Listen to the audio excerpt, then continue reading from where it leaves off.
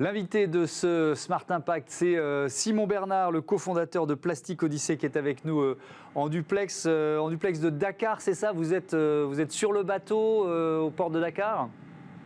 Alors c'est ça, je suis à bord du bateau, à bord du Plastic Odyssey qui est amarré dans le port, le grand port autonome de Dakar, depuis une semaine maintenant. Alors vous nous raconterez évidemment ce que vous y faites, mais il faut d'abord nous présenter Plastic Odyssey, projet quand même assez colossal. En quoi ça consiste?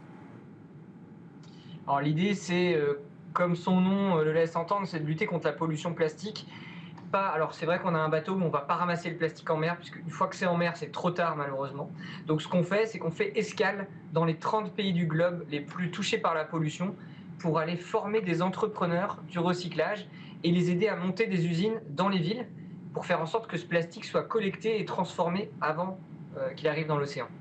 Donc il y a 30 escales, vous restez 3 semaines à chaque fois, c'est ça, en moyenne, sur 3 continents différents. L'idée, c'est de vous appuyer sur des projets, des initiatives, des entrepreneurs locaux? C'est ça, on ne veut pas arriver soit en donnant des solutions, en expliquant aux gens comment faire, mais plutôt en s'appuyant sur des acteurs locaux qui ne nous ont pas attendus, qui ont déjà des entreprises, qui font de la collecte et qui veulent se lancer un peu derrière dans le recyclage et les accompagner. Donc là, on a une dizaine d'entrepreneurs, ils sont arrivés hier. À chaque escale, on a une promotion qui vient à bord et on organise une sorte d'incubation. Donc l'idée, c'est qu'ils passent une semaine avec nous, on les forme aux techniques du recyclage, parce qu'on a tout un atelier à bord du bateau, à l'entrepreneuriat aussi.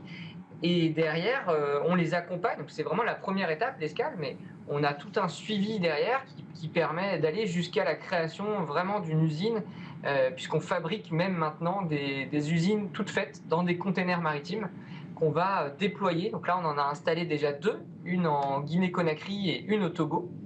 Et ces usines, elles permettent la spécificité, c'est qu'on parle de recyclage, mais c'est un petit peu différent de ce qu'on peut faire en Europe.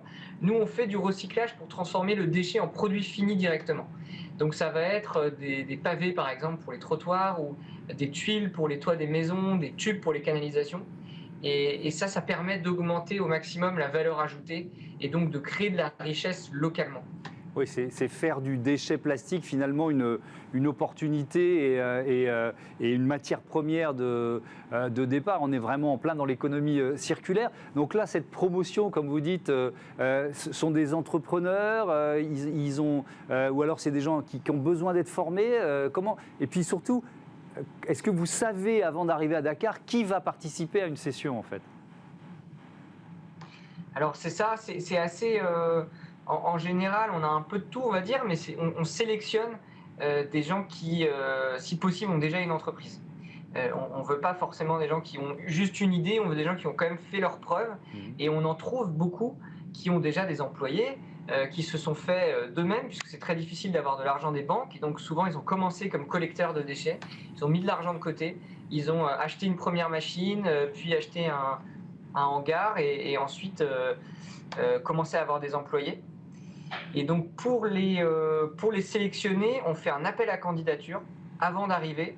Donc ça se passe vraiment en préparation de l'escale et on sélectionne les 10 meilleurs profils.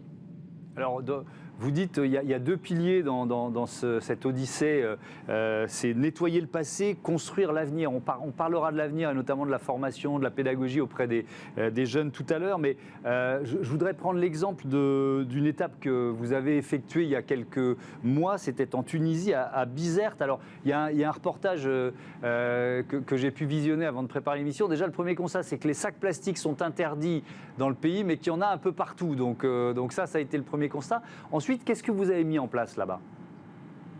Alors exactement, c'est marrant parce qu'on retrouve dans beaucoup de pays, à Dakar c'est pareil, au Sénégal, le sac plastique est aussi interdit, mais on n'a pas les moyens encore d'appliquer la loi et donc on en retrouve absolument partout.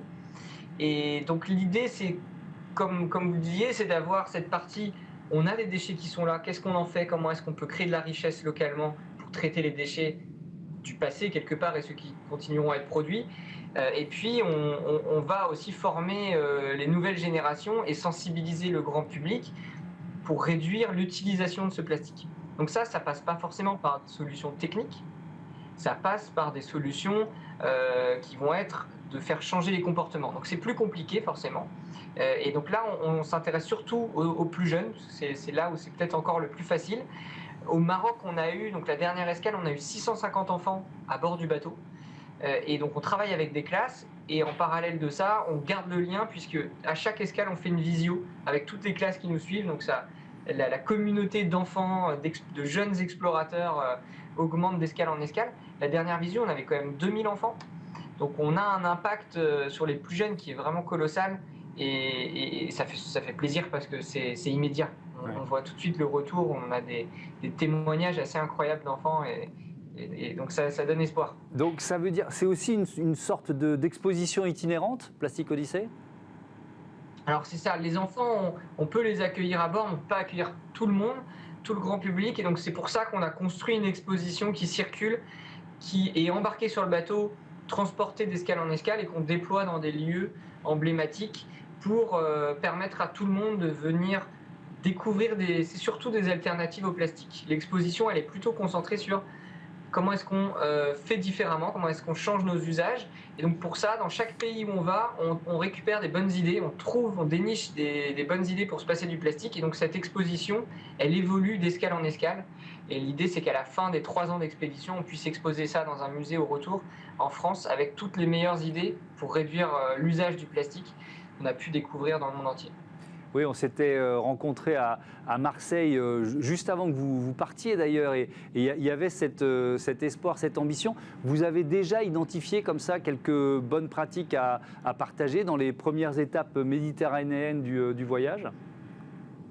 Alors on en a quelques-unes. Ce qui est assez intéressant, c'est que bien souvent, c'est des techniques plutôt ancestrales qui sont remis au goût du jour, on va dire. Mais au Liban, on a un bon exemple de jarre, donc pour éviter d'avoir des bouteilles d'eau, de jarre qui permettent d'avoir de l'eau, une sorte de carafe, mais qui a été fabriquée à partir des déchets, donc du verre, suite à l'explosion du port de Beyrouth. Donc il y a toute une filière de recyclage du verre pour faire ces jarres et du coup éviter d'avoir des bouteilles plastiques. Donc ça, c'était un bon exemple. On a aussi en Égypte, on a découvert une alternative à la brosse à dents en plastique, puisque c'est vraiment un morceau de plante qui se transforme en brosse à dents. Et donc tout le monde a ça un peu dans la bouche et ça permet d'avoir une brosse à dents végétale, on va dire. C'est très utilisé sur place et c'était la première fois qu'on voyait ça. Et donc on essaye à chaque fois comme ça de trouver. En Tunisie, on a aussi ce qu'on appelle les kofas, qui sont des sortes de paniers pour aller faire ses courses que chaque famille a à la maison. Et donc à chaque fois, cette exposition, elle s'enrichit de toutes ces bonnes idées. Vous parliez des usines clés en main, donc ça ressemble à quoi? C'est un container, c'est ça, vous nous l'avez dit, dans lequel on peut faire quoi? On peut broyer le plastique, on peut le recycler, c'est quoi la logique? Alors l'idée, c'est d'avoir vraiment une usine clé en main, donc un container maritime qu'on va transporter, installer dans un pays, dans une ville, et puis du jour au lendemain pouvoir lancer son usine de production. Donc on a un petit broyeur qui permet donc directement de transformer le déchet qu'on va ramasser, quasiment collecté dans la rue, pour en faire un copeau.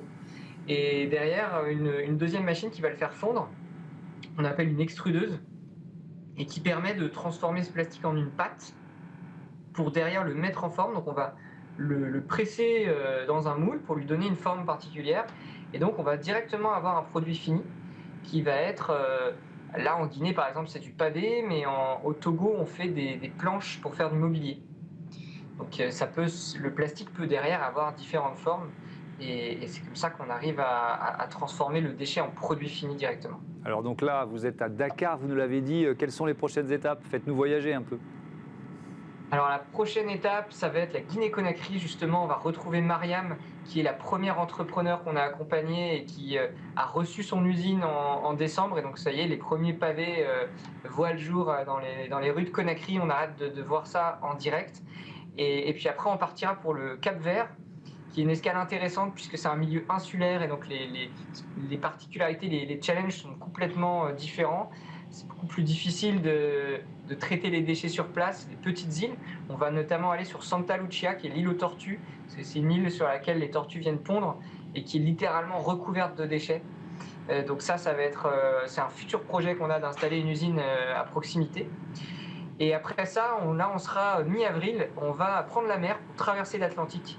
Et donc là, on a 10 jours à peu près de transat pour nous amener à Recife au Brésil et attaquer la tournée Amérique du Sud. Donc on quitte la Méditerranée et l'Afrique de l'Ouest pour jusqu'à décembre faire le tour de l'Amérique du Sud, Amérique centrale, passer le canal de Panama jusqu'au Pérou.